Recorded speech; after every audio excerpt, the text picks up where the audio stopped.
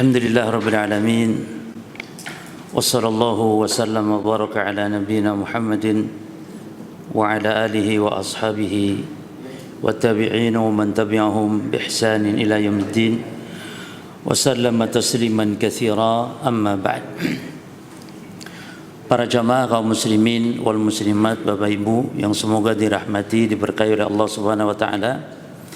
Sebelum memasuki ke pelajaran kita, Kitab Al-Kabair, mengingatkan kembali bahwa kita sudah di tanggal 4 bulan Muharram. Dan bulan Muharram ini berjemaah bulan puasa. Seperti bulan Sya'ban, itu bulan puasa.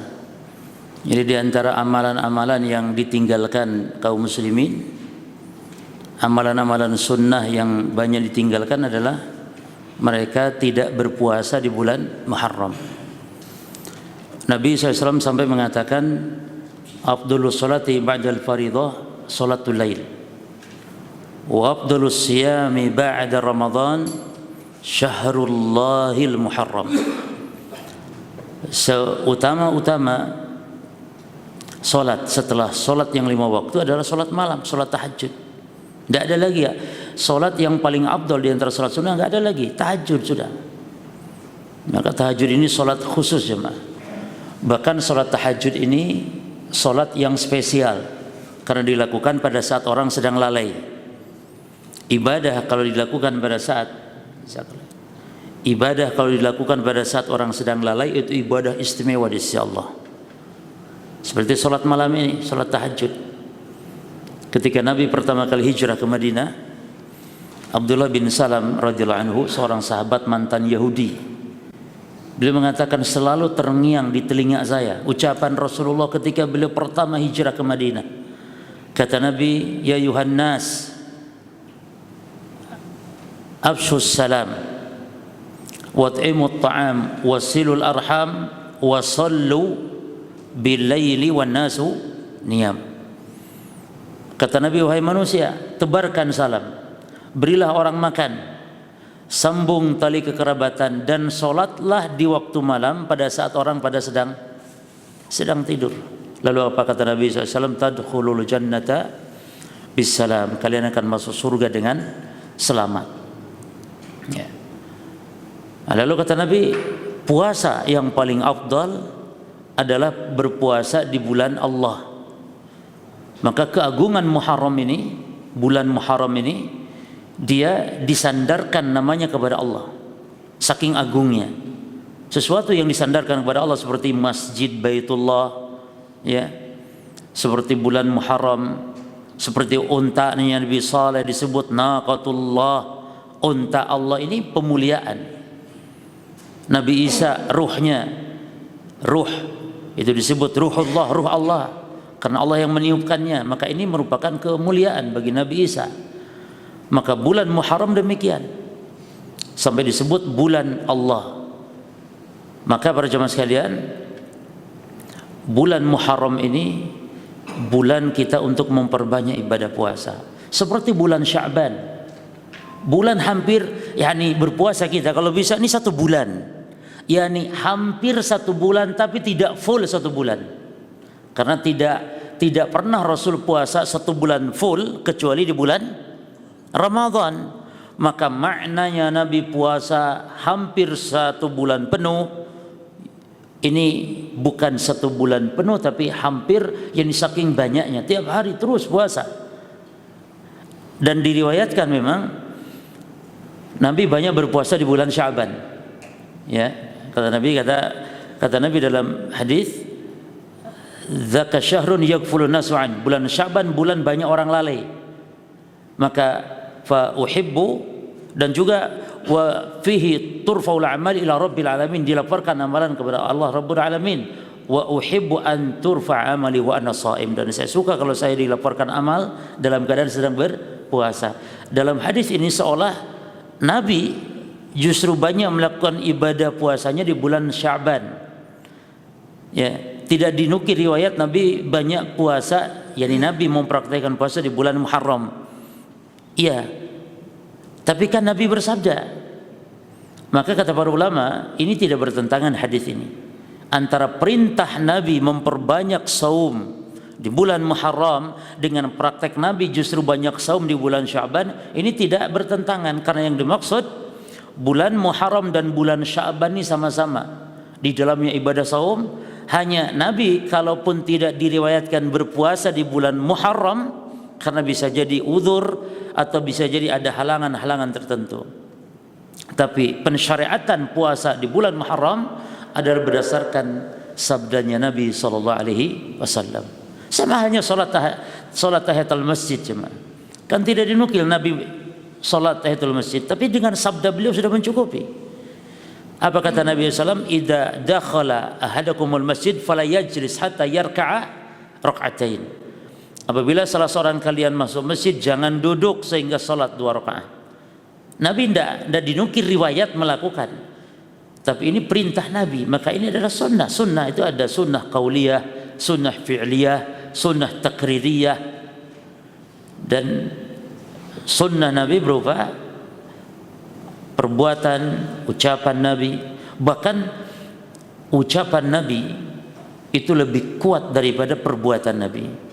Nah, kalau ada bertentangan, misalnya nampak kontradiksi antara, nampak ya secara zahir kontradiksi antara perbuatan Nabi dengan sabda Nabi. Misalnya Nabi SAW bersabda itu, beliau melarang untuk buang air besar, buang air kecil menghadap ke arah kiblat atau membelakangi kiblat. Namun ternyata di rumah Hafsah, Abdullah bin Umar melihat Nabi buang hajat, yakni Ibnu Umar melihat Nabi, karena Hafsah ini kakaknya Abdullah bin Umar, masuk rumah begitu. Ketika itu dia dapati Nabi buang hajat membelakangi Ka'bah, menghadap ke Baitul Maqdis. Menghadap Baitul Maqdis, membelakangi Ka'bah. Ini nampak ini kontradiksi. Namun para jemaah, para ulama ada yang merojihkan bahwa yang dianggap, yang diutamakan sabda Nabi. Adapun perbuatan Nabi itu ada kemungkinan-kemungkinan. Apa kemungkinannya jemaah? Mungkin lupa, mungkin khususnya Nabi, kemungkinan itu, atau mungkin Ibnu Umarnya yang salah lihat, namanya kemungkinan. Kalau sabda itu tidak ada kemungkinan, tidak ada kemungkinan Nabi lupa, itu tidak ada. Kalau sabda, Nabi bersabda wahyu, nggak mungkin Nabi lupa menyampaikan wahyu. Maka para jemaah sekalian, bulan Muharram bulan untuk memperbanyak ibadah saum. Namun khususnya lagi, ditekankan lagi adalah insyaallah kalau kita tahun ini jatuh di hari Jumat tanggal 10-nya insyaallah, maka berpuasa Asyura. Asyura yakni hari ke-10 di bulan Muharram, ya. Dan dianjurkan pula berpuasa dari mulai tanggal 9-nya dalam rangka menyelisihi Yahudi. Jadi Nabi SAW di awal Islam memang wajib puasa Asyura itu. Hatta di zaman jahiliyah itu sudah pada berpuasa. Abu Jahal itu berpuasa Asyura, dan Nabi pun berpuasa. Lalu ketika Nabi hijrah ke Madinah, turun perintah puasa Ramadan di bulan Sya'ban tahun kedua Hijriah. Barulah Nabi SAW menjadikan puasa Asyura sebagai puasa sunnah, bukan puasa wajib, ya. Dan Nabi dapati di Madinah saat itu orang-orang Yahudi pun pada berpuasa di hari Asyura tanggal 10 bulan Muharram. Maka Nabi pun bertanya apa alasannya, lalu orang Yahudi mengatakan bahwa hari Asyura adalah hari diselamatkannya Nabi Musa dari Fir'aun dan ditenggelamkannya Fir'aun, sehingga Nabi Musa bersyukur kepada Allah, lalu beliau berpuasa di tanggal 10. Maka kami pun bangsa Yahudi berpuasa karena mengikuti Musa. Kata Nabi, kalian bohong, yakni yang berhak mengikuti Musa itu kami, orang Islam, kaum muslimin, ya. Maka Nabi SAW pun berpuasa, wa amara bisyamihi, dan Nabi memerintahkan para sahabat untuk juga berpuasa. Nah, ketika disampaikan kepada Nabi, ya Rasulullah, Asyura itu hari di mana mereka diagungkan oleh orang-orang Yahudi, ya, maka Nabi pun mengatakan, kalau saya sampai usia tahun depan, maka saya pun akan mulai puasa dari tanggal 9-nya, karena Nabi itu tidak suka sama dengan Yahudi, sehingga kita dianjurkan untuk berpuasa pula nanti dari hari Kamisnya tanggal 9 dan tanggal 10-nya insyaallah. Namun yang puasa tiap hari maka itu afdal ya. Cuman ketika tanggal 9 dan tanggal 10 kita harus meniatkan memang 9 puasa Tasu'a dan tanggal 10-nya harus meniatkan puasa Asyura. Adapun selain itu di bulan Muharram kita niatnya apa? Puasa mutlak. Puasa mutlak karena ini bulan Muharram. Ya, niatkan puasa mutlak karena ini bulan Muharram. Jadi bulan Muharram itu jemaah, sebenarnya penanggalan Islam itu awalnya di zaman pemerintahan Umar bin Al-Khattab. Di zaman Rasul itu tidak ada yang namanya kalender Islam. Tapi yang namanya hitungan bulan sudah sejak jauh bangsa Arab sebelum Islam lahir itu juga sudah ada. Dikenal di kalangan bangsa Arab. Dan itulah yang ditetapkan oleh Allah, yaitu setahun itu 12 bulan. Jadi mereka mengenal itu yang namanya ada Muharram, ada Safar sebelumnya, ada Zulhijjah sebelumnya, ada Zulqaidah. Mereka mengenal susunan ini. Ya. Mereka mengenal. Tapi penetapan kalender Islam itu belum ada di zaman Nabi. Di zaman Abu Bakar juga belum. Baru di zaman Umar bin Al-Khattab. Saat sahabat Abu Musa Al-Asy'ari, saat itu Abu Musa Al-Asy'ari nulis surat kepada Umar, innahu yatina minka kutubun laisa laha tarikh.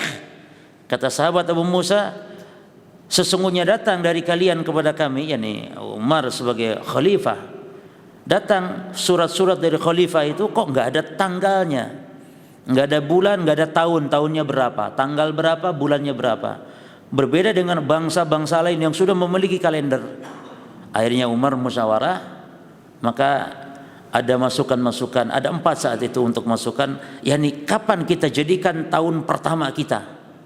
Ada yang lahirnya Nabi, hijrahnya Nabi, diutusnya Nabi dan wafatnya Nabi. Akhirnya Umar memilih hijrahnya Nabi saja karena hijrah adalah pembeda, yakni farraqat baina al-haq wal batil. Maka fa'arikhu biha, maka dibuatlah, yakni tahun pertama atau tahun 1 adalah ketika Nabi hijrah. Berarti di zaman Umar itu sudah sekitar 16 tahunan. Ya, cuman penetapan tahun 1 adalah ketika Nabi apa? Hijrah, bukan Nabi lahir. Karena Nabi lahir juga nggak jelas kapan lahirnya Nabi. Kan masalah tanggal dan bulan jemaah. Ya. Itu ada khilaf ulama tentang lahir Nabi. Yang sepakat itu harinya saja. Yaitu hari apa? Hari Senin. Bahkan wafatnya Nabi, ulama sepakat. Ya tanggalnya, ya harinya, ya bulannya, kalau wafatnya. Karena diketahui oleh para sahabat wafatnya Nabi kapan. Tapi lahirnya Nabi kan para sahabat juga belum pada lahir sebagiannya. Ya. Maka dikenal lahir Nabi cukup pada tahun gajah gitu saja. Orang Arab dulu gitu. Kapan ente lahir? Saat Pak Harto lengser gitu. Berarti tanggal. Begitu orang Arab dulu. Kapan Nabi lahir? Pokoknya mendekati ya kurang lebih beberapa puluh hari gitu dari peristiwa gajah. Ini penyerangan tentara Abrahah ke Ka'bah. Taib. Selesai ditetapkan tahunnya, lalu untuk bulannya, bulan nomor 1, nomor 2, nomor 3-nya harus ditetapkan karena zaman itu belum ditetapkan. Usulan dari 3 sahabat besar, dari Utsman, dari Umar, dari Umar, dari Utsman, dari Ali. Mereka 3 orang ini sepakat sebaiknya bulan Muharram jadikan bulan nomor 1. Karena alasannya mereka habis selesai haji. Jadi susunannya itu jemaah, setelah Zulqaidah Muharram, setelah Zulqaidah Zulhijjah, setelah Zulhijjah Muharram, setelah Muharram Safar dan seterusnya. Ini dikenal oleh bangsa Arab. Cuman belum ditetapkan yang nomor 1 yang mana. Ada yang usul Ramadan bulan pertama. Ada yang usul Zulhijjah, ada yang usul. Akhirnya diusulkan, disepakati oleh 3 tadi. Itu bulan Muharram. Jadi keliru ya jemaah. Muharram ini bukan bulan hijrahnya Nabi. Keliru kan? Tapi tahun pertama ditetapkan sebagai kalender Islam, tahun pertama ketika Nabi hijrah itu benar. Adapun bulan Muharram bukan Nabi hijrah. Nabi hijrah itu bulan Rabiul Awal. Memang sih idealnya kan begitu cuma. Penetapan tahun pertama hijrahnya Nabi. Lalu kapan Nabi hijrah? Rabiul Awal. Mantapnya itu kalau menurut akal kita, mantapnya bulan pertama apa? Ya pas Nabi hijrah aja. Kapan? Rabiul Awal. Tapi para sahabat tidak. Karena mereka juga memandang ini adalah juga bulan haram. Rabiul Awal bukan bulan haram, bukan bulan suci. Yang bulan suci kan 4. 3 berturut-turut. Dzulqa'dah, Dzulhijjah, Muharram. Dan supaya Allah membuka tahun dengan bulan suci yaitu Muharram, dan Allah menutup tahun juga bulan suci. Demikian diantara ijtihad-ijtihad para sahabat. Maka keliru cuma ada perayaan-perayaan di tahun baru Islam ini, ya, apalagi dengan memperingati hijrah Nabi, dianggap hijrah Nabi bulan Muharram. Ini semua kekeliruan. Termasuk insyaallah nanti kita akan bahas pula di pembahasan kita berkaitan menyembelih untuk selain Allah. Ada kaitan dengan bulan Muharram? Nah, sebagian kaum muslimin mereka melakukan ritual. Kalau antum di daerah Jawa, Jawa Tengah, Jogja, Solo dan sekitarnya ada istilah semacam-macam lah jemaah. Yang itu sebagian kaum muslimin mengatasnamakan agama. Mengatasnamakan agama, di antaranya memandikan senjata, memandikan benda-benda pusaka. Bahkan ada kebo selamat. Ya, yani dibiarkan kebo itu jalan, atau kebo apa? Kerbau, ya, kerbau putih. Cuman nggak tahu kok jadi selamat gitu. Kan yang Pak Selamat tersinggung namanya. Kok nama saja yang nama kebo gitu. Nah, itu kotoran kebo dan semisalnya itu dianggap keramat, berkah, sehingga kadang sebagian kaum muslimin loh. Saya tidak ngomong orang Hindu, orang Yahudi, Nasrani yang rebutan kotoran kebo itu adalah orang-orang Islam yang dia ruku sujud kepada Allah. Saudara kita itu cuma yang menyembelih untuk dilarung di laut kidul, laut selatan, itu juga saudara kita. Padahal itu sebuah kesyirikan dengan syirik yang besar. Maka perlunya dakwah. Jadi di negeri kita ini darurat dakwah tauhid ini. Karena kesyirikan itu sudah dianggap hal biasa, bahkan masuk ke dalam istilah budaya kearifan lokal yang harus dilestarikan. Coba bayangkan, kesyirikan dilestarikan. Itu tentu dengan dakwah, tidak dengan kita memberontak, dengan dakwah disampaikan kepada umat. Baik, demikian berjamaah sebagai muqaddimah yang berkaitan dengan Muharram. Insyaallah mulai besok, terus lusa dan seterusnya, ya, berpuasa. Baik.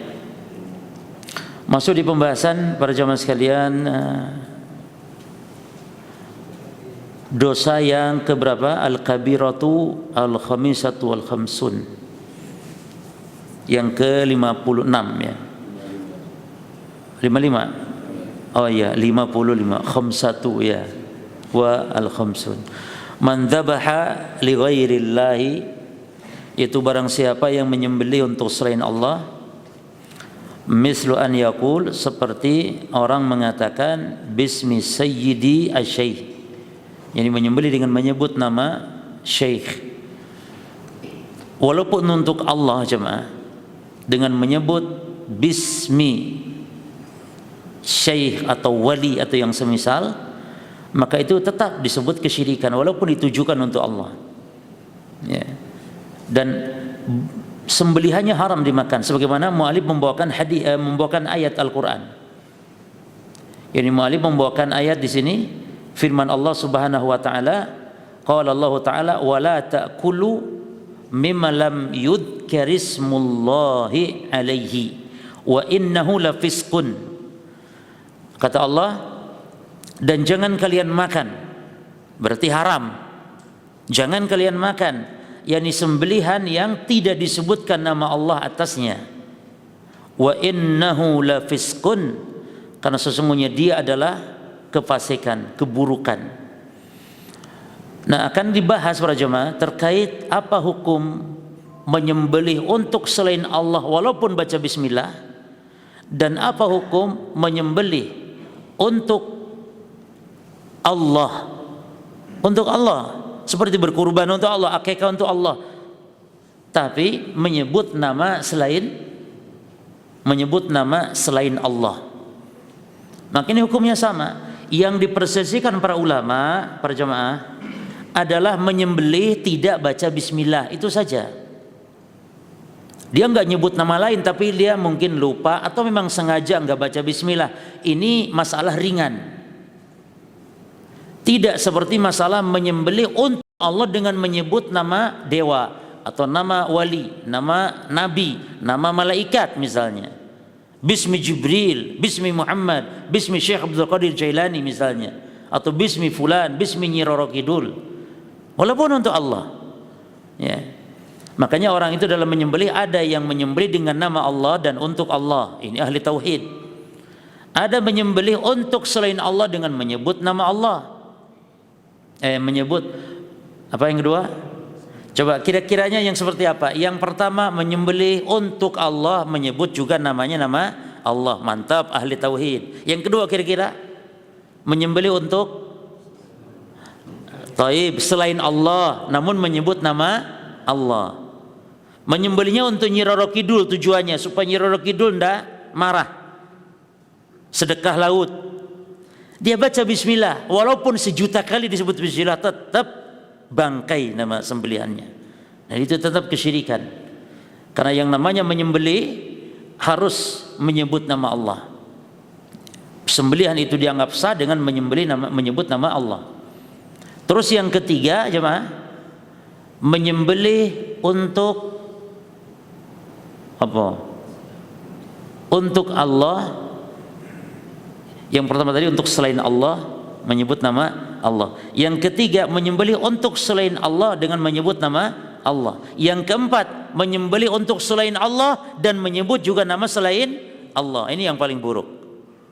Ya semua juga buruk ya, selain yang satu tadi pertama, cuman yang paling buruk di antara yang buruk sudah untuk selain Allah menyebut pula yakni nama selain Allah.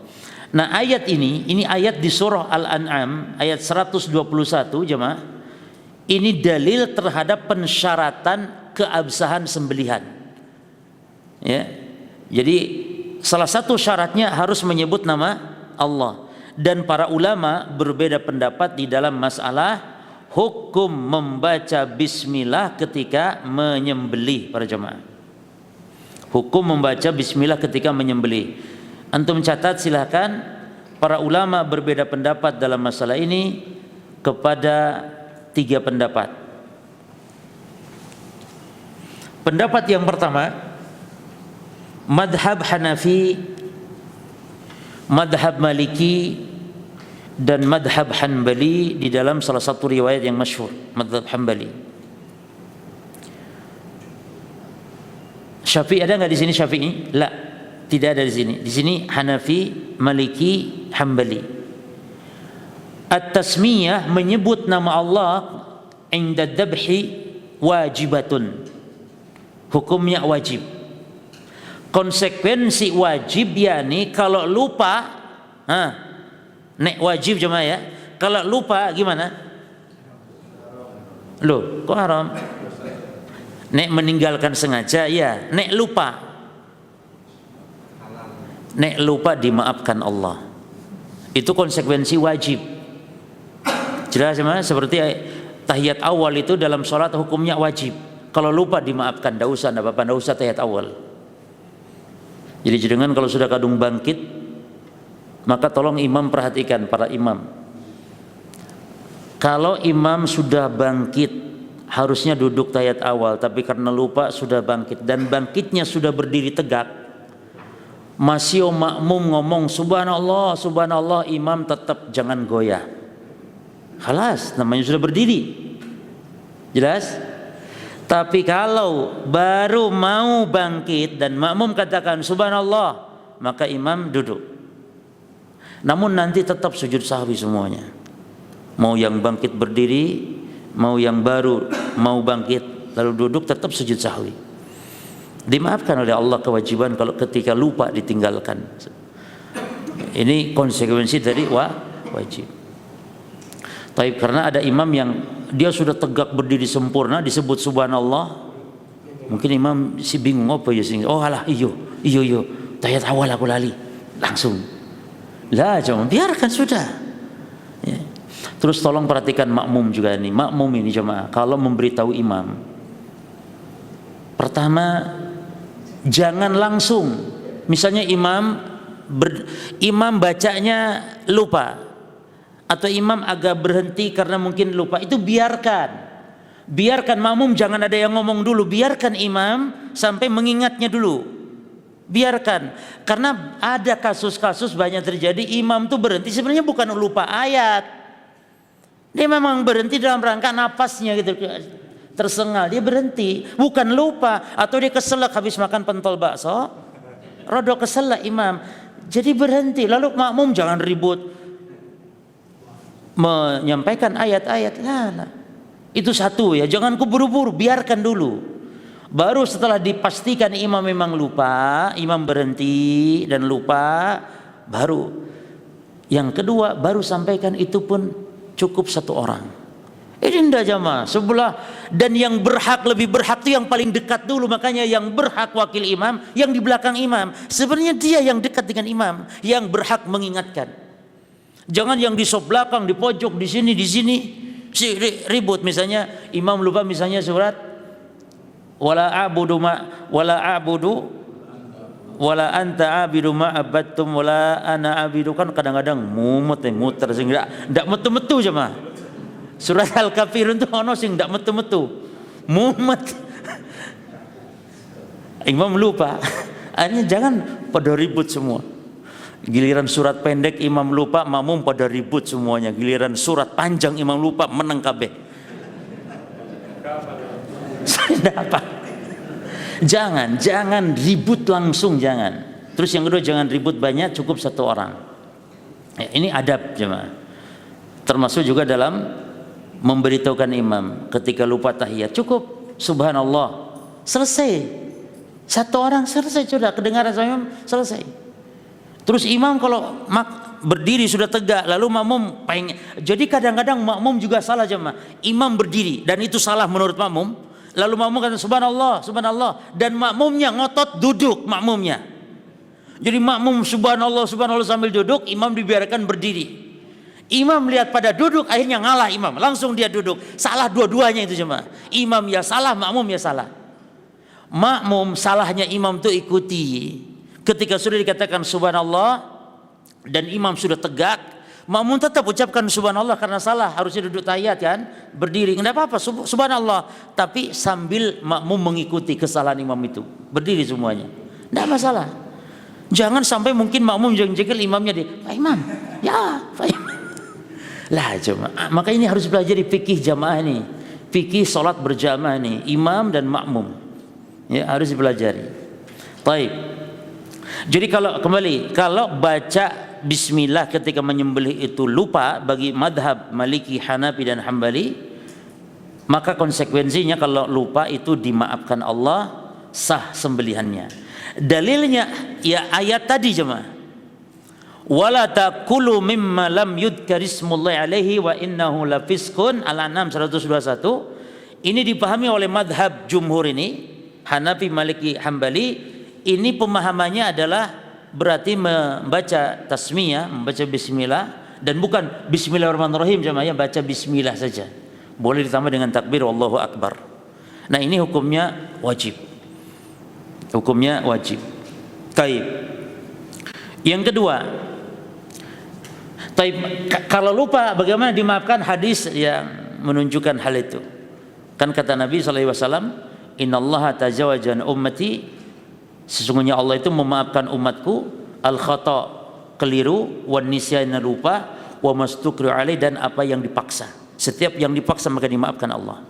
Nah, ini madhab yang pertama, madhab atau pendapat yang pertama. Pendapat yang kedua pada jamaah madhab Syafi'i.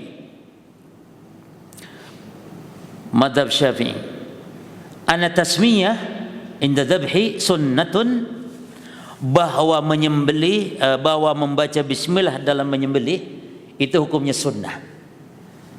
Ingat ya, nah kita kalau sudah ngaji seperti ini, kita tidak fanatik lagi. Kalau ada orang yang berpendapat demikian, memang berarti itu madhab Syafi'i. Ya. Jadi sunnah. Artinya Konsekuensinya apa? Kalaupun sengaja nggak baca bismillah, nggak baca bismillah saja sah dalam mazhab Syafi'i. Jelas sama? Kalau menurut mazhab yang tadi sah tidak? Mazhab yang mengatakan wajib sembelihannya sah? Cuma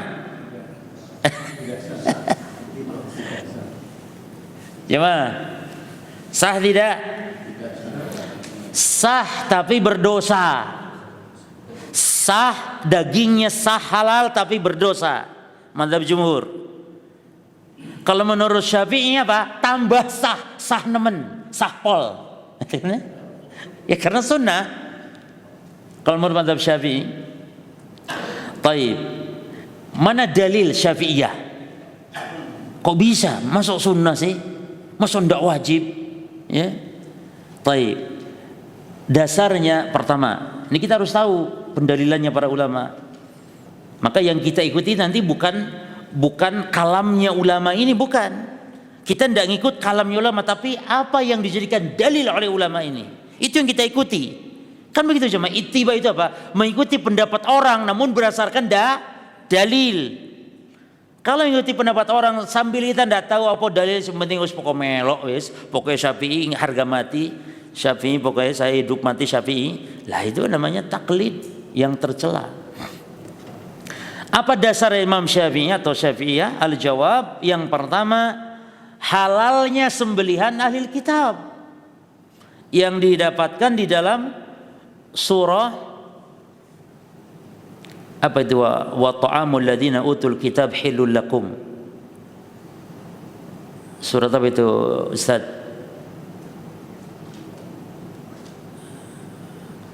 Al-Maidah ya. Coba antum cek yang punya aplikasi. Wa ta'amul ladzina utul kitaba hillul lakum.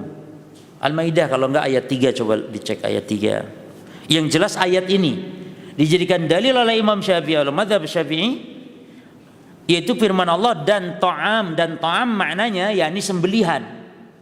Dan ta'am sembelihan alladzina utul kitab, orang-orang yang diberi kitab, yakni ahlul kitab, Yahudi dan Nasrani. Kata Allah hilul lakum, halal bagi kalian, termasuk buruannya ahli kitab. Kalau sembelihan halal berarti buruannya pun halal. Jadi kalau ada orang Yahudi berburu, maka kalau dia ngasih kepada kita buruannya itu, maka halal kita makan. Selama binatang halal yang diburu, seperti apa? Apa cuma buruan yang halal? Nah, rusa dan semisal, atau kambing hutan. Kalau babi buruannya ya haram, bukan masalah ahli kitabnya, masalah babinya, walaupun orang Islam yang buru. Nah kata Syafi'i, pendalilannya adalah jemaah, kalau ahli kitab saja dihalalkan, maka muslim lebih halal lagi. Dan dipastikan kata Imam Syafi'i atau kata mazhab Syafi'i bahwa ahli kitab tidak membaca wahum la yadhkuruna tasmiyah, mereka tidak menyebut baca bismillah, kan gitu. Baik. Ini satu pendalilannya. Pendalilan yang kedua adalah hadis riwayat Bukhari bahwa seorang jariyah, budak hamba sahaya milik Ka'ab bin Malik, ketika mengembala kambing ya di di lembah-lembah gitu, wahwa bi sal'i, di beberapa lembah di kota Madinah, fa usibat syatun, maka salah satu kambingnya itu jemaah terkena terkena musibah, terkena mungkin jatuh, mungkin kayaknya hampir mau mati gitu. Jelas ya? Lalu fakasarat hajaran fadabahat habihi, lalu si budak tadi membelah batu tajam untuk menyembelih, karena mungkin tidak bawa pisau, tidak bawa golok, lalu dia sembelih kambing itu dengan batu yang tajam. Fa dzakaru lin nabi, lalu disampaikanlah kepada Nabi sallallahu alaihi wasallam, fa amarahum bi akliha, lalu Nabi perintahkan untuk memakannya. Disimpulkan dari hadis ini, oh berarti dia nggak baca bismillah itu. Nah, dengan dasar dalil ini maka mazhab Syafi'i mengatakan baca bismillah itu berarti sunnah saja, nggak sampai wajib. Apalagi pendapat yang ketiga adalah pendapat yang mengatakan syarat. Nah ini insya Allah pendapat yang kuat, yang ini pendapat yang lebih hati-hati. Ya ini konsekuensi syarat adalah kalau lupa, lupa dia, seperti wudhu, syarat sholat, ketika sholat lupa ndak wudhu, apa hukum sholatnya? Dan dia ingat setelah sholat, ya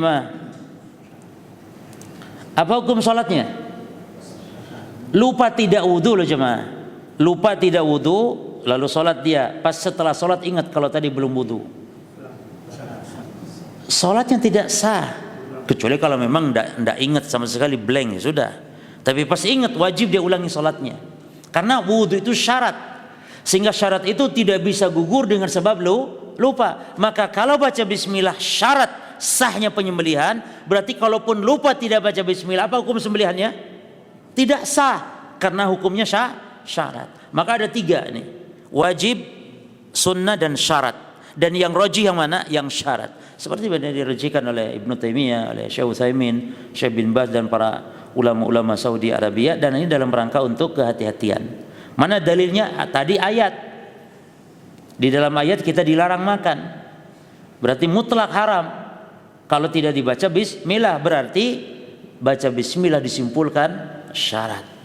Jelas ya, Nah ini bahasan kita tentang tidak membaca bismillah ketika menyembelih, dan dia tidak membaca bismillah tanpa membaca yang lain. Kalau membaca nama Allah yang nama selain Allah, maka ini hukumnya juga sama bentuk kesyirikan. Baik, kita bahas dulu masalah penyembelihan para jemaah. Qala al-muallif rahimahullah ta'ala, Al-Ala ibnu Abdurrahman an abihi an Hani maula Aliyin. Jadi Al-Ala bin Abdurrahman dari ayahnya dari Hani, yang mana Hani ini maula Ali. Maula yang ini mantan budaknya Ali bin Abi Thalib maksudnya. Ana Aliyan radhiyallahu anhu, bahwasanya Ali radhiyallahu anhu qala, dia berkata, ya Hani, mada yaqulun nas, wahai Hani. Hani ini laki-laki loh cuma ya. Hani ini dalam nama orang Arab itu laki-laki, tapi di kita kadang-kadang nama wanita. Jadi memang tidak sama seperti Nur. Nur di kita itu perempuan, Mbak Nur. Sing dodol pecel itu Mbak Nur. Ya, ono sing dodol pecel. Tapi di Arab sana Nur laki-laki, kalau perempuan Nuro. Jadi kalau antum pengen punya anak bernama Nur laki-laki, namakan Nur. Kalau perempuan namakan Nurah. Kata Ali, ya Hani, madza yaqulun nas, apa yang dikatakan oleh orang-orang? Qala, lalu Hani mengatakan, yadda'una anna indaka ilman min Rasulillah sallallahu alaihi wasallam la tudhiruhu. Kata orang-orang bahwasanya engkau ini memiliki ilmu yang khusus tertentu dari Rasul yang tidak engkau tampakkan, engkau sampaikan kepada manusia. Ya. Maka fastakhraja Aliyun, maka Ali pun mengeluarkan sahifatan, sebuah lembaran, min sayfihi, yang ada di dalam pedangnya atau dari pedangnya, fiha, yang di dalamnya terdapat tulisan, ya, fiha, di dalamnya terdapat, yakni tulisan, hadza ma sami'tuhu min Rasulillah sallallahu alaihi wasallam. Kata Ali, inilah apa yang kudengar dari Nabi sallallahu alaihi wasallam. Ini dia hadisnya, ini sabda nabinya. Kata Ali, aku mendengar Nabi bersabda, la'anallahu, Allah melaknat, man dzabaha li ghairillah. Man ini yakni isim mausul yang menunjukkan siapapun saja. Allah melaknat siapapun orangnya yang menyembelih untuk selain Allah. Yani lam di sini lam li ta'lil, demi atau dalam rangka atau karena, ya, untuk selain Allah. Lalu wa man tawalla ghaira mawalihi, dan siapa yang berwala yang bukan kepada tuannya. Harusnya berwala itu kepada Tuhan yang membebaskannya, tapi ini kepada orang lain, karena hak wala sudah kita bahas ya di pembahasan sebelumnya. Maka Allah melaknat orang yang berwala kepada yang bukan tuannya. Wa la'anallahu, dan Allah melaknat al-aqqa liwalidayhi, orang yang durhaka kepada orang tuanya. Wa la'anallahu, dan Allah melaknat muntaqisa manaral ardi, yang mengurangi. Dalam lafaz yang lain yang ghayyara, yang merubah-rubah. Manaral ardi, tanda batasan tanah atau bumi. Berarti ada berapa macam di sini? Satu, yang menyembelih untuk selain Allah. Dua, yang menisbatkan wala bukan kepada tuannya. Yang ketiga, yang durhaka kepada orang tua. Dan yang keempat, yang merubah-rubah batasan tanah. Nah, laknat jemaah, laknat itu artinya at-tardu wal ib'ad. Laknat itu kalau secara umum dia adalah pengusiran, penjauhan, pengharaman. Namun yang dimaksud pengharaman dari rahmat Allah. Dan laknat itu ada dua jalur. Satu, jalurnya dari Allah. Maka kalau laknat itu jalurnya dari Allah, yakni Allah melaknat seperti di dalam hadis ini, yakni maknanya at-tardu wal ib'ad an au min rahmatillah, yakni diharamkan dari rahmat Allah. Ini jalur kalau laknat dari Allah. Yang kedua, jalurnya laknat dari makhluk, dari malaikat, dari nabi, dari manusia. Maka artinya kalau jalurnya laknat dari makhluk, artinya ad-du'a, artinya doa. Ya. Kalau dari makhluk artinya doa. Doa apa? Doa agar dijauhkan dari rahmat Allah. Ini kan terbayang bagaimana kalau misalnya Rasul melaknat. La'ana Rasulullah misalnya akila riba. Rasul melaknat yakni pemakan riba. Maknanya Rasul mendoakan agar dia ini dijauhkan dari rahmat Allah. Bayangkan jemaah. Yang doa Rasul loh, yang doa malaikat misalnya. Yang doa orang-orang yang beriman misalnya. Itu kalau dari makhluk, jalur dari makhluk apa? Doa. Atau bisa kalau dari makhluk bermakna juga as-sabbu. As-sabbu yakni celaan, cacian, makian, itu laknat, bisa bermakna itu. Bisa bermakna doa, bisa bermakna cacian, makian kalau datangnya dari makhluk. Taib. Yang kedua, laknat itu jemaah ditinjau dari besar kecilnya ada dua bentuk. Al-la'nah bi'tibar. Laknat kalau ditinjau ya bi'tibari kabirihi was-saghirihi, ditinjau besar dan kecilnya. Al-la'nu bi'tibar saghirihi wa kabirihi yanqasmu ila qismain. Ditinjau besar kecilnya terbagi dua. Yang pertama la'nun akbar. Yang pertama laknat yang besar. Itu laknat yang abadi, yang selama-lamanya diharamkan dari rahmat Allah, abadi selamanya. Ini contoh laknat bagi orang-orang kafir, orang-orang yang berbuat kekufuran, orang-orang berbuat kesyirikan. Contoh dalam hadis ini laknat yang besar adalah laknat bagi yang menyembelih untuk selain Allah. Tapi yang kedua la'nun asghar, laknat yang kecil. Laknat yang tidak abadi, laknat sementara. Nanti Allah beri rahmat, tapi nanti dilaknat yakni dijauhkan dari rahmat Allah itu sementara saja. Ini bagi dosa-dosa yang di bawah kesyirikan, di bawah kekufuran. Seperti dalam hadis laknat apa tadi? Kan ada 4 tadi jemaah. Satu, menyembelih untuk Allah, laknat besar apa kecil? Laknat yang mana ini? Besar, menyembelih untuk selain Allah. Lalu laknat yang sisanya yang 3 ini laknat yang kecil. Laknat kepada siapa? Yang durhaka kepada orang tuanya, yang menisbatkan wala kepada tuannya, yang kepada bukan tuannya, dan laknat kepada orang yang merubah-rubah atau mengurangi batas-batas tanah. Pemakan riba dilaknat oleh Nabi, didoakan oleh Nabi agar dilaknat oleh Allah. Maknanya laknat yang mana? Besar apa kecil? Pemakan riba. Ya Syekh, kafir yakni? Pemakan riba kafir yakni? La, laknat yang kecil. Rasul melaknat, Allah melaknat wanita yang buka aurat, wanita yang memakai tato dan semisal. Laknat besar apa kecil?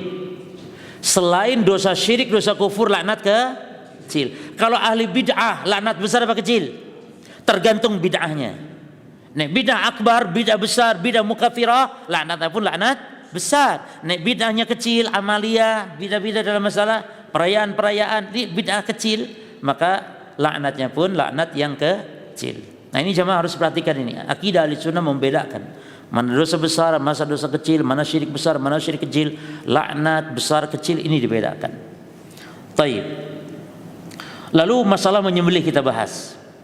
Menyembelih untuk selain Allah memiliki hukum. Menyembelih secara umum dulu kita bahas. Menyembelih itu para jemaah ada 3 macam. Adzabhu min haitsul hukum yanqasimu ila 3 aqsam. Menyembelih ditinjau dari hukumnya ada 3 macam. 3 macam hukum. Sebagian ulama membagi kepada 2 saja, sebagian membagi kepada 3. Nanti akan saya jelaskan yang mana yang para ulama khilaf. Baik, kita bahas dulu secara rinci ada berapa hukum? 3. Yang pertama syirkun akbar, syirik yang besar. Syirik yang besar ini ada 2 bentuk. 1, menyembelih untuk selain Allah, taqarrub kepada jin, kepada malaikat, kepada Nyi Roro Kidul dan semisal. Ini namanya syirik ibadah. Ya. Yang kedua, syirik isti'anah, yakni menyembelih dengan menyebut nama selain Allah. Itu juga syirik yang syirik besar. Seperti menyembelih dengan menyebut nama jin, nama malaikat, atau nama seperti kata mu'allif, nama Sayyidi Syekh Fulan, Syekh Abdul Qadir Jailani. Itu syiriknya syirik besar jemaah. Maka syirik besar dalam menyembelih ada 2 bentuk. 1 syirku ibadah, yang kedua syirku isti'anah. Syirik ibadah ini menyembelih untuk selain Allah, walaupun baca bismillah enggak peduli. Yang kedua syirik isti'anah, dengan menyebut nama selain Allah. Maka ini syirik akbar. Yang kedua jemaah. Nah, ini yang kedua ini, atau kita buat yang ketiga itu nanti. Yang kedua dulu. Yang kedua,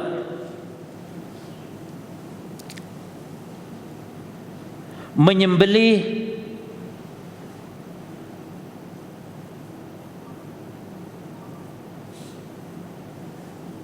yang berhukum mubah.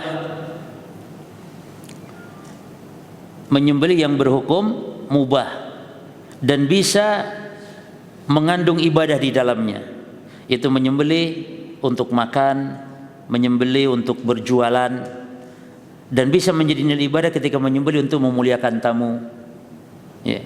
Ini asalnya sembelihan itu mubah, tapi bisa menjadi ibadah ketika memuliakan tamu. Misalnya tamu datang disembelih, bukan disembelih maksudnya disembelihkan ayam kah, kambing kah, ya. Baik. Nah yang ketiga jemaah, sembelihan itu yang berhukum syirik kecil, namun para ulama tidak sepakat. Ada sebagian tidak setuju. yakni menyembelih syirik kecil. Bagaimana menyembelih syirik kecil? Ya, menyembelih syirik kecil.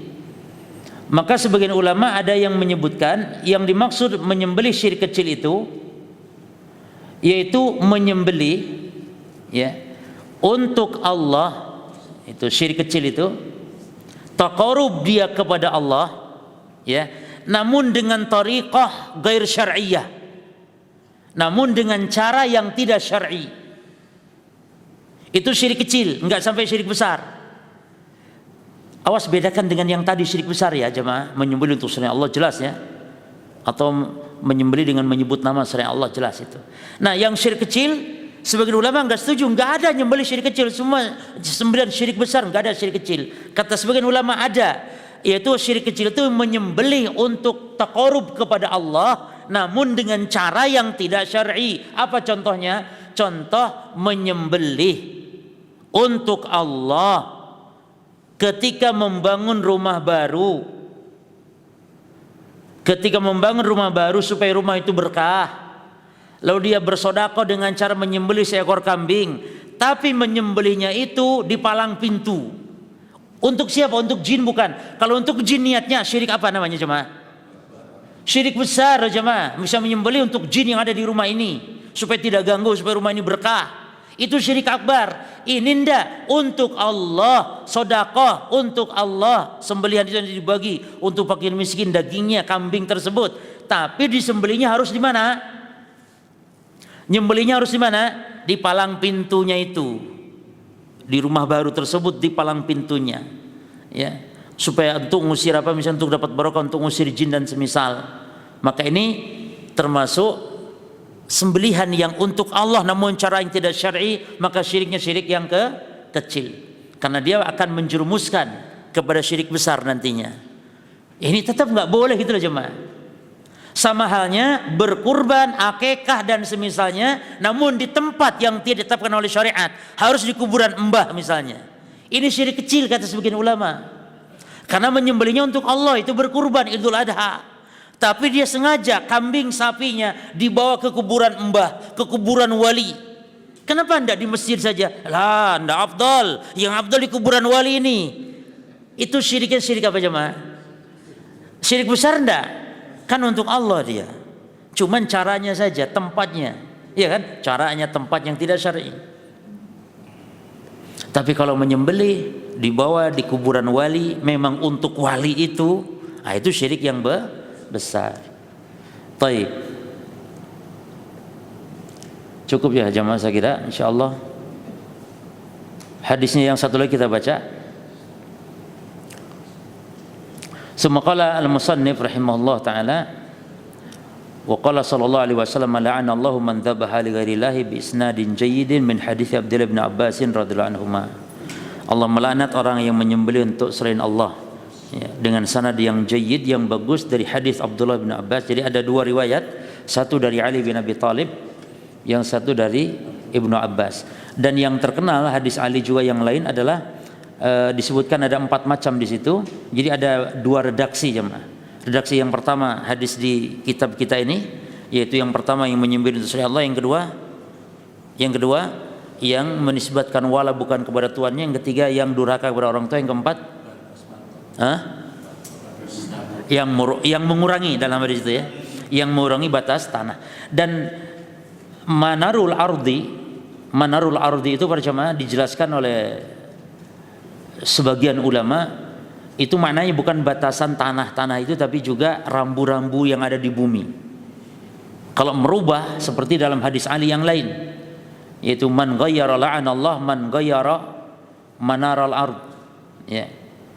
Jadi hadis yang lain, la'anallah man dzabah li ghairillah, Allah laknat orang yang beli untuk selain Allah. Lalu la'anallah man awa muhdisan, Allah melaknat orang yang melindungi pelaku kejahatan atau ahli bid'ah. Muhdisan itu. Yang ketiga, la'anallah man la'ana walidayh, Allah melaknat orang yang melaknat orang tuanya. Melaknat orang tua itu ada 2, ada melaknat langsung, orang tuanya dicaci dimaki. Ada yang melaknat orang tua tidak langsung, yakni dia caci maki orang tuanya orang lain. Lalu si anak tadi, anak dari orang tua yang dicacinya itu balas dendam, mencaci pula kepada orang tua dia. Berarti secara tidak langsung dia telah melaknat orang tuanya sendiri, karena dia telah melaknat orang lain yang menyebabkan orang tua dia dilaknat. Dan ini juga tidak boleh kita mencaci, melaknat, mencela Tuhan sesembahan agama lain, yang menyebabkan nanti mereka akan mencaci, melaknat Allah Rabb kita jemaah. Tidak boleh ya. Menjelaskan kekufuran dan semisal tidak masalah, tapi ketika kita memperolok sesembahan orang agama lain atau melaknat, mencaci makinya, nanti akan balik orang itu mencaci maki juga Allah Rabb kita. Maka secara tidak langsung kita telah juga mencaci Allah Rabb kita, maka tidak boleh. Lalu yang keempat, la'anallah man ghayyarul manar, Allah melaknat orang yang merubah-rubah. Nah, yang merubah-rubah di sini ada dua makna. Pertama, merubah-rubah batasan tanah tadi milik, dan ini banyak terjadi jemaah. Apalagi masalah urusan di sawah-sawah itu ya. Dia buat pematang sawah dikit-dikit, geser sejengkal, lama-lama sampai 3 meter jemaah. Iya, tidak boleh. Ya. Atau yang kedua, merubah-rubah rambu-rambu lalu lintas, rambu-rambu yang ada di permukaan bumi. arah ke Banyuwangi kanan, arah Surabaya kiri misalnya. Ada orang iseng dirubah Surabaya kiri, Surabaya kanan, Banyuwangi kiri. Akhirnya orang tersesat. Itu terlaknat. Tidak boleh. Ya. Bahkan termasuk berpahala loh jemaah. Kalau antum misalnya membuat ya jalan buntu, ada pelang, antum buat pelang, itu antum bermanfaat. Telah antum menyelamatkan orang. Atau misalnya arah, antum membuat pelang di jalan antum, ini gang, ini ke arah ini, itu misalnya ini ke arah mana ini, ke arah Mer, kiri ke arah mana itu? Ke Keranggan kanan misalnya. Itu masya Allah bermanfaat buat seperti itu. Dan itu memang tugas apa yang berwenang tentunya. Kalau ada izin boleh antum buat. Malah merubah-rubah, ya itu malah termasuk orang-orang yang mendapatkan laknat Allah Subhanahu Wa Taala. Taib. Dan insya Allah akan dibahas masalah ini perdalam lagi di pembahasan berikut. Dosa besar yang ke berikutnya apa? Yang ke 56 sama ya. Man ghayyara manarul ardh, yang merubah-rubah tanda bumi. Allah alam. Baik, sampai di sini dulu para jemaah. Kemudian tadi ada pesan. Ustaz mau nanya Ustaz. Iya.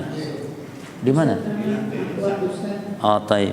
Ada mic-nya ya. Oh, iya. Ustaz mohon maaf. Anak belum paham mengenai penjelasan Ustaz yang tadi menyembelih yang berhukum mubah. Makruh. Antara lain untuk jualan memuliakan tamu, yang satu lagi anak lupa Ustaz. Yang mau tanyakan, memuliakan tamu itu kan bagus Ustaz ya. Kenapa kok dihukumi dengan makruh Ustaz? Makruh ya. Makruh apa mubah tadi Ustaz? Mubah, tapi bisa menjadi ibadah. Tapi bisa jelaskan lagi, ada yang pertanyaan lainnya monggo. Yang lainnya apa? Itu aja. Iya, itu belum paham. Oh, taib. Jadi hukum sembelihan yang asalnya mubah seperti menyembelih untuk kita makan sendiri atau menyembelih untuk kita jualan daging.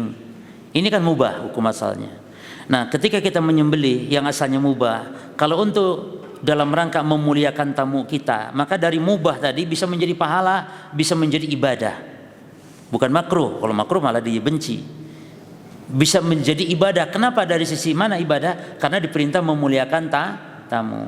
Dan diantara keumuman orang-orang Arab dahulu dan manusia secara umum, kita memuliakan tamu itu dengan memberikan hidangan-hidangan yang istimewa. Itu dengan disembelihkan. Walaupun tidak harus menyembelih kan gitu cuma.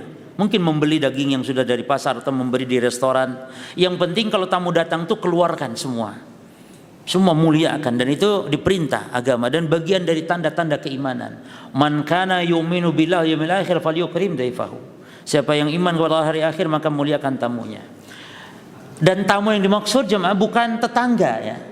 Jadi tamu itu orang yang datang dari jauh, orang dari luar kota, dari jauh datang, atau orang yang dari jauh dari rumah kita bertamu kepada kita. Ya, baik kerabat atau bukan kerabat. Baik teman, handai tolan, siapapun. Jadi bukan tetangga. Ana bertamu ke antum ya, tolong Nabi bersabda siapkan. Lah antum tetangga bukan tamu. Ya, atau teman. Dan bagusnya menjamu tamu itu percuma juga kalau bisa suruh nginap di rumah kita. Maka kalau bisa, kalau antum punya rumah dibuat besar, ada kamar di luar untuk para tamu kalau datang di luar kota. Maka antum undang, silakan para ikhwan yang mampir ke Surabaya, silakan selama kosong silakan tidur di rumah saya. Itu pahala besar sekali. Dan jatahnya 3 hari. Ya, 3 hari. Habis 3 hari harus pulang. Ya kalau diusir sih boleh dengan halus ya jemaah. Dan tamu harus tahu diri. Memang jatah memuliakan itu cuma 3 hari gitu loh jemaah.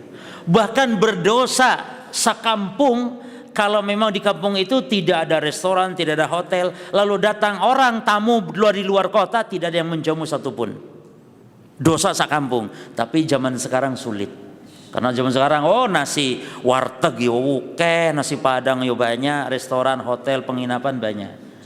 Cuman kalau kita mau berbuat kebaikan, karena tamu dimuliakan, ini bagian dari syariat Islam, termasuk menyembelih tadi. Allah alam. Nggih, monggo yang lain. Nggih, Pak.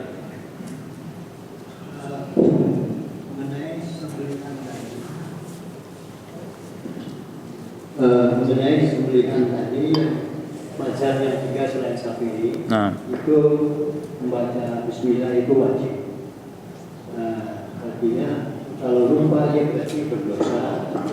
Itu dosanya itu yang makan juga tidak termasuk. Apa yang menyembelih? oh, dosa itu yang menyembelih, Pak. Adapun yang makannya apa tidak, yang menyembelih itu berdosa karena dia harus melakukan kewajiban tersebut, yang menyembelih.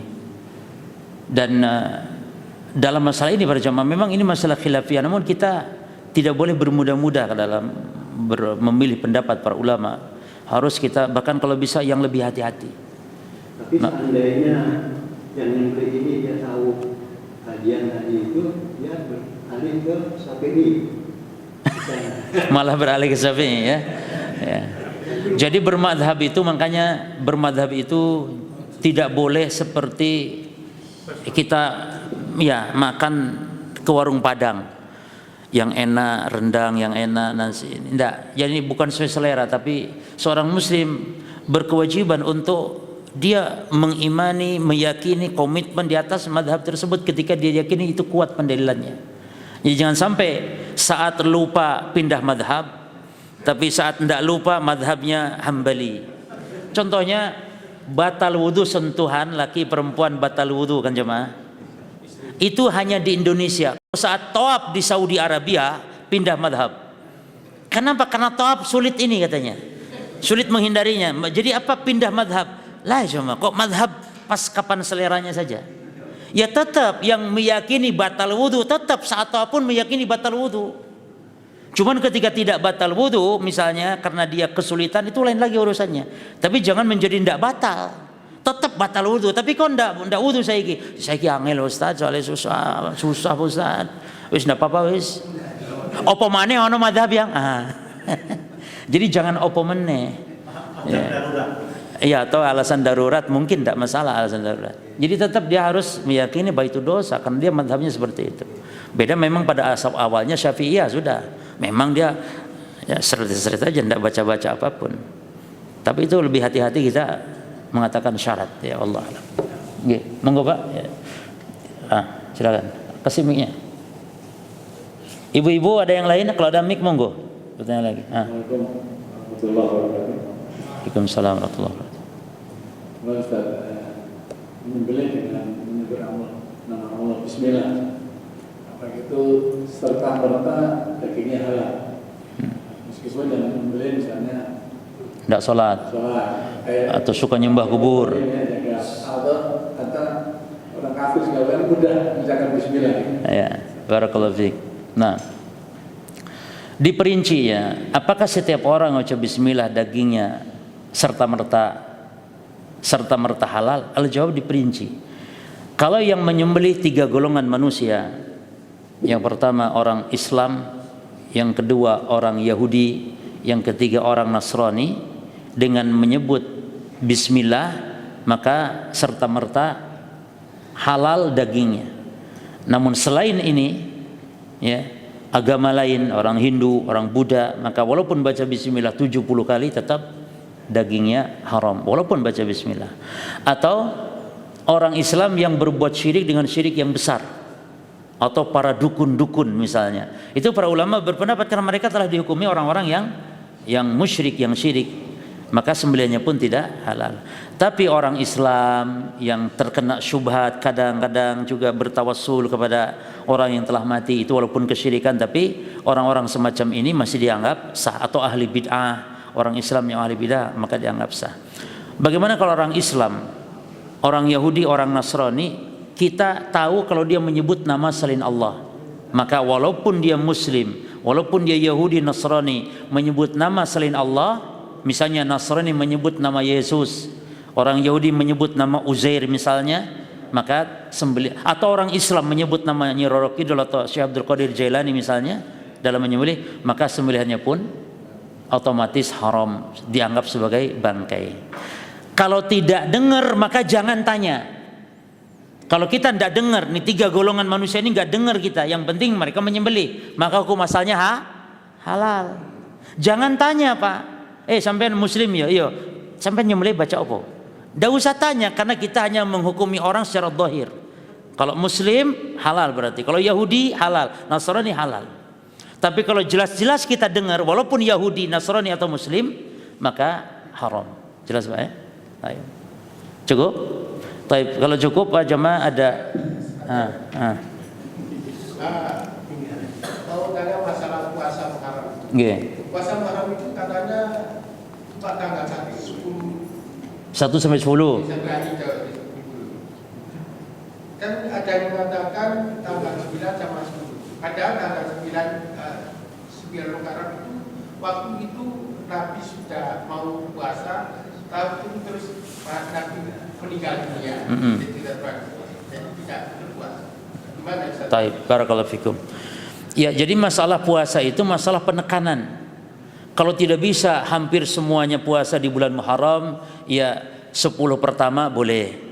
Karena memang 10 pertama Muharram adalah hari-hari yang istimewa sebagaimana kata Utsman An-Nahdi rahimahullah, beliau mengatakan kanu ay ashab wa tabi'un, yani kanu yu'azzimuna 13. Dahulu para salaf itu mengagungkan 3 atau 10 hari yang 3. Yang pertama al-ashral awal min Dzulhijjah, min Dzulhijjah. yakni 10 hari pertama Dzulhijjah. Yang kedua al-ashral awal min al-Muharram, 10 hari pertama Muharram, dan yang ketiga al-ashral akhir min Ramadan, 10 akhir dari Ramadan. Jadi ini 3-10 ya, yang istilahnya mulia. Boleh sampai nanti puasa tanggal 9 sampai tanggal 10-nya. Mau puasa 9-10 saja boleh. Ya. Cuman kalau puasa 9 saja tanggal 9, maka ini tidak masyru' jemaah. Jadi jangan puasa 9 saja tanpa 10-nya. Jadi 9 itu harus digandengkan dengan yang 10. Karena adanya 9 karena sebab kita supaya puasa tanggal 10 itu tidak seperti Yahudi. Kan begitu jemaah. Dan Nabi betul, Nabi itu belum sempat.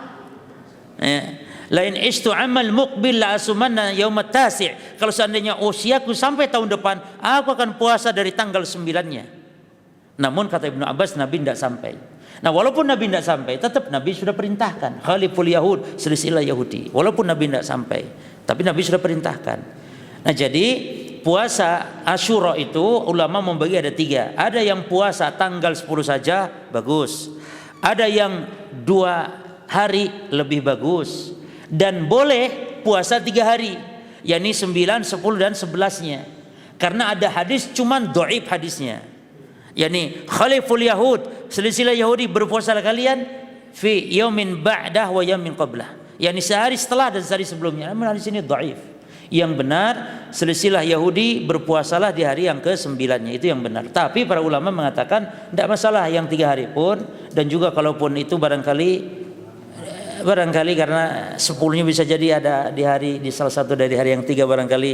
Cuman kok barangkali saya nggak kurang serg juga dengan pendapat yang 3 ini. Maka cukuplah kalau kita yakin kan tanggal 9 hari ini, tanggal 10 hari itu selesai. Maka cukuplah kita puasa 2 hari kalau memang ingin puasa Asyura. Tapi yang afdal tadi memang berpuasa tiap hari terus selama 1 bulan namun tidak dipenuhkan.